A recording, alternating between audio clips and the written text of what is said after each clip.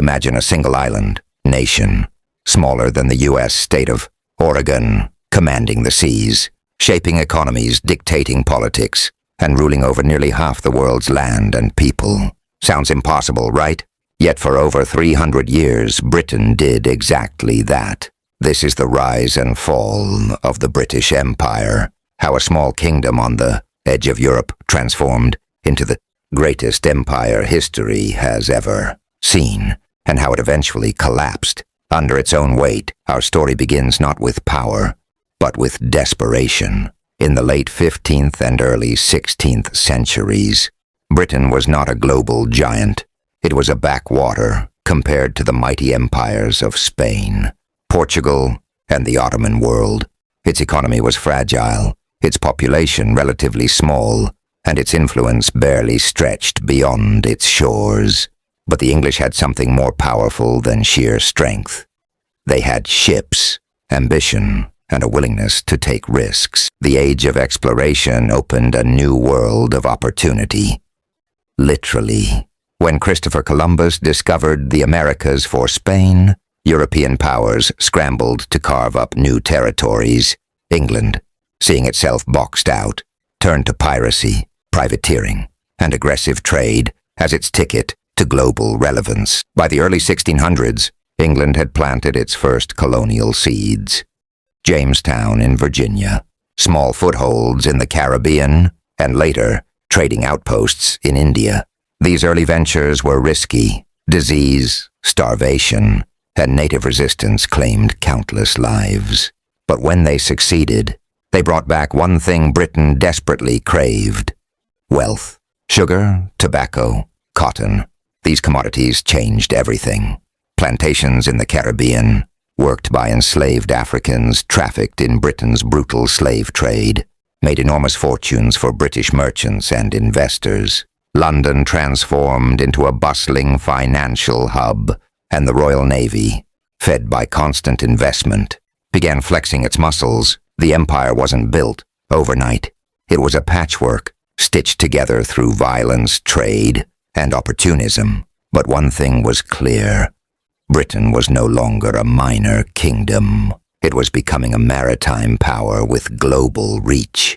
And here's the twist: it wasn't kings and queens alone who built the empire. Ordinary merchants, sailors, and private investors, backed by institutions like the East India Company, were the driving forces. In many ways, the British Empire began not as a government project, but as a business venture gone wild. What started as trade soon became conquest, and what began with fragile settlements would one day turn into dominion over nearly a quarter of the earth.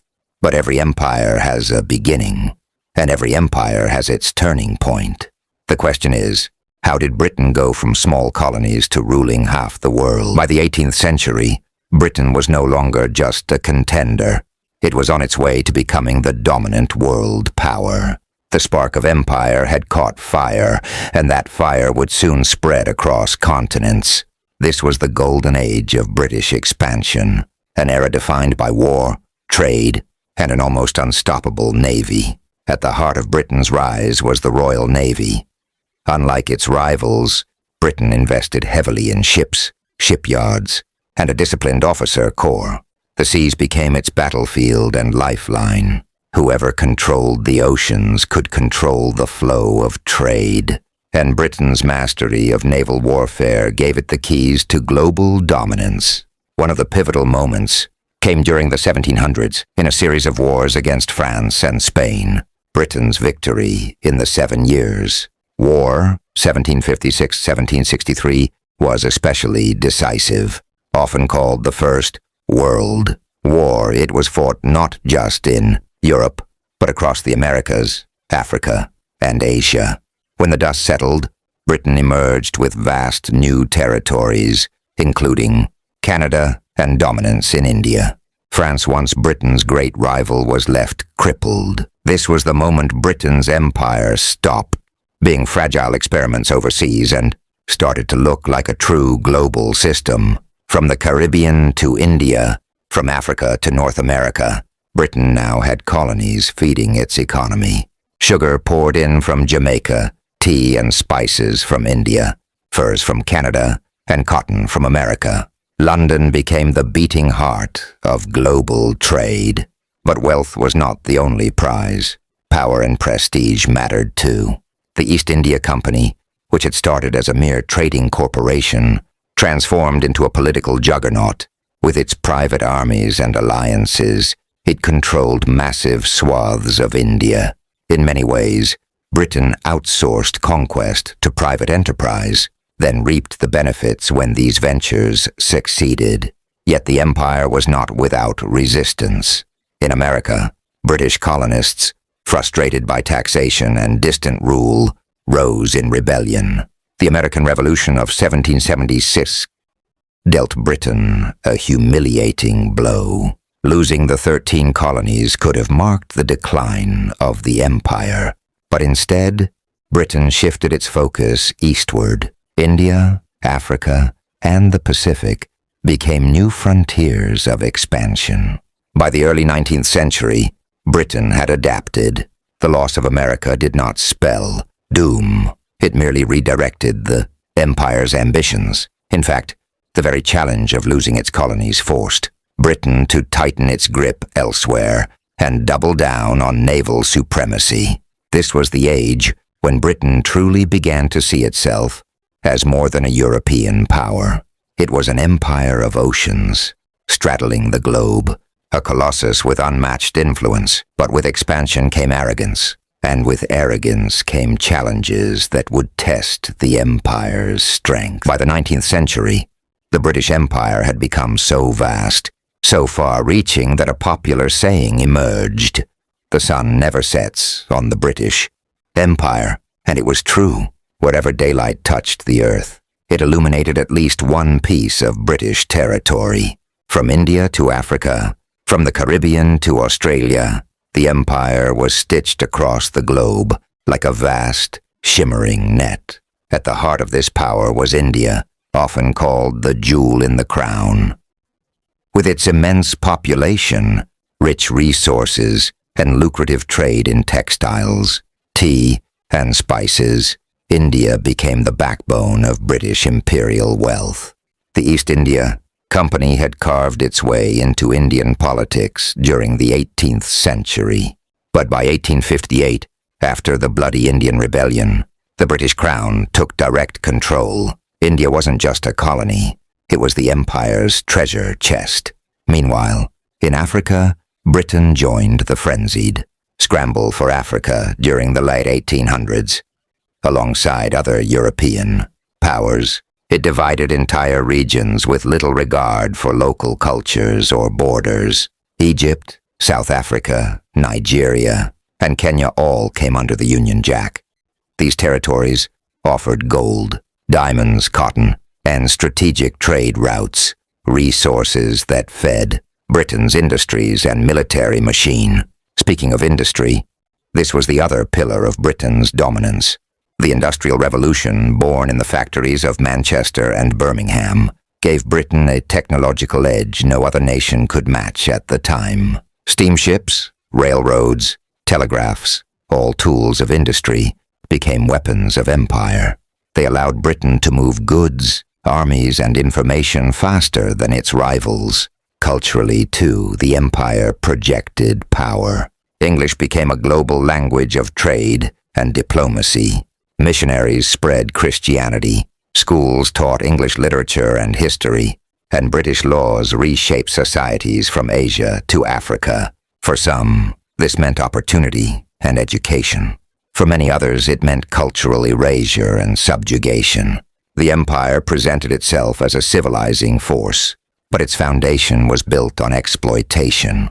Resources were extracted, economies were reshaped to serve Britain, and millions of people lived under foreign rule with little say in their own destinies. Still, to many in Britain, this was an era of pride, an age when Britannia ruled the waves.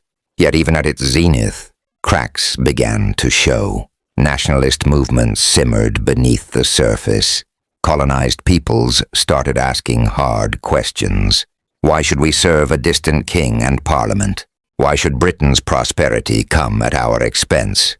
The empire looked unstoppable, but every empire that rises also carries within it the seeds of its fall. For centuries, Britain seemed invincible. Its navy ruled the seas, its industries churned out wealth, and its colonies stretched from pole to pole.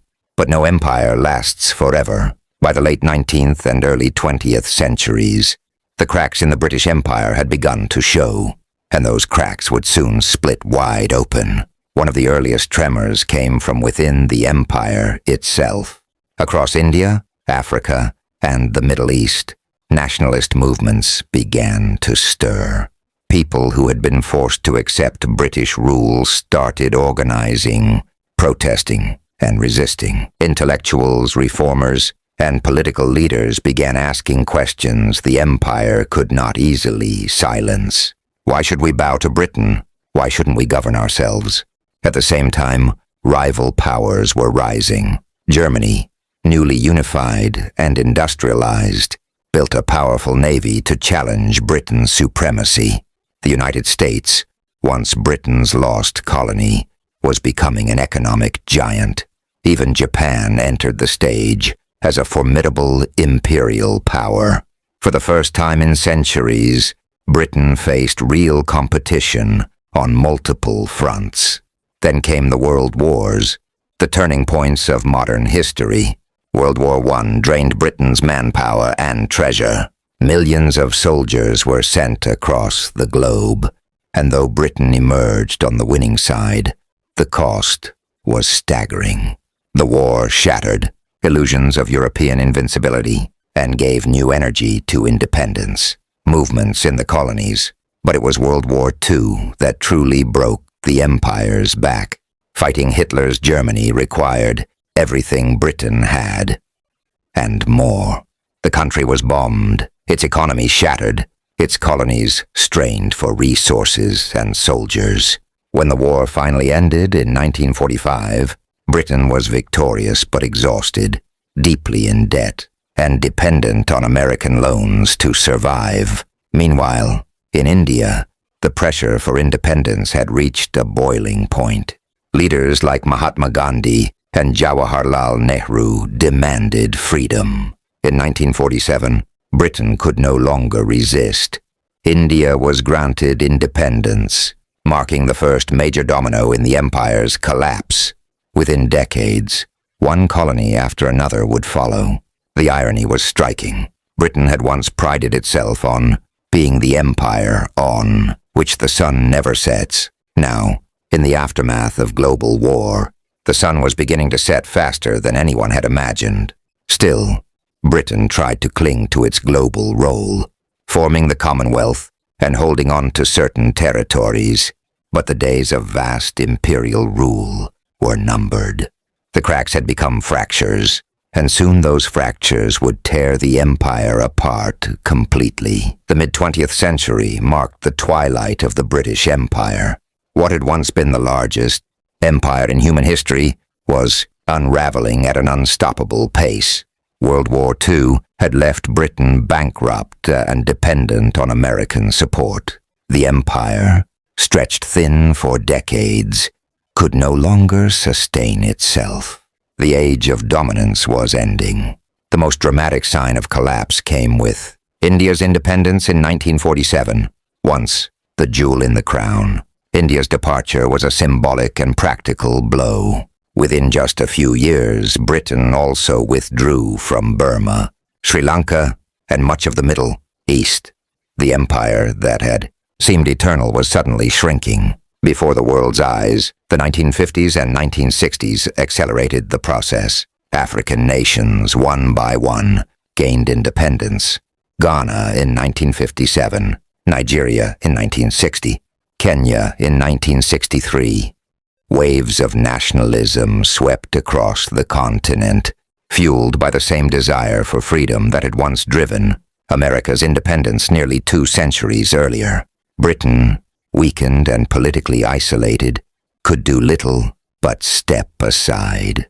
Perhaps the most humiliating moment came during the Suez Crisis of 1956. Britain, alongside France, attempted to reassert control in Egypt after President Nasser nationalized the Suez Canal. But when the United States refused to back the operation and the Soviet Union issued threats, Britain had no choice but to retreat. The crisis was a stark revelation.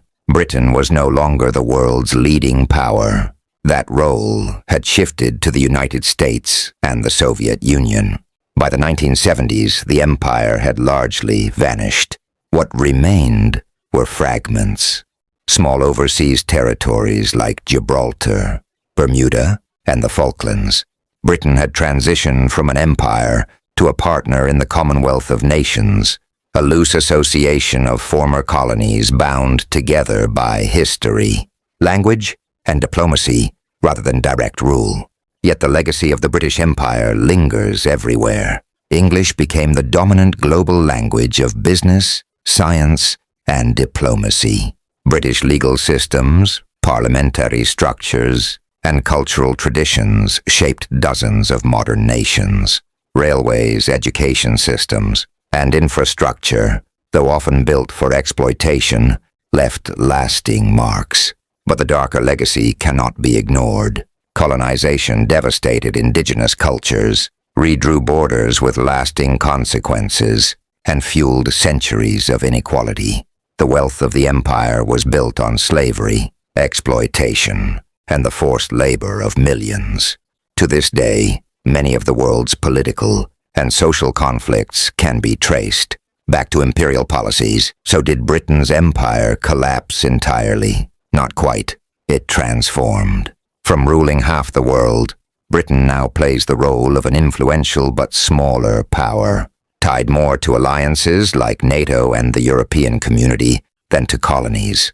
The sun finally set, but its rays left permanent imprints on the world.